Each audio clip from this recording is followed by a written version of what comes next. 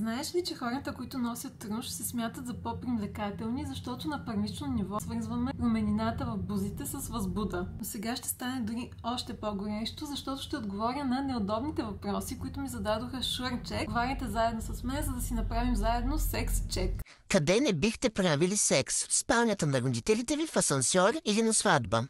По-скоро на сватба. Как го предпочитате, на тъмно или на светло? Светло. Винаги сте искали да правите секс на плажа, в тоалетната на заведение или в колата? Плажа. Кое е по-лошо? Скъсани чорапи, лош дъх или да споменат името на бившата?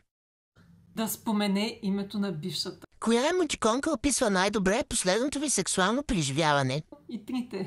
Коя част от тялото смятате за най-сексапилна? Дупе, устни или ръце? Нито едното. Любимата ми част от мъжкото тяло е прасеца. Перфектното секс изпълнение за вас е бавно и чувствено, грубо и бързо или дълго и с предварителна игра. Дълго и с предварителна игра. Каква обичате да бъдете в леглото? Палава или послушна? По-често палава. Обичате да сменяте много пози или го правите основно в една? По-често обичам да сменям много пози. Предизвиквам ви да изпратите това на вашия приятел или приятелка и да си отговорите на тези въпроси. Добрата комуникация е гаранция за по-добри сексуални отношения. Специално благодаря на Шурчек за тези въпроси и успех на всички с жегата. Аз се изпотих не само от въпросите.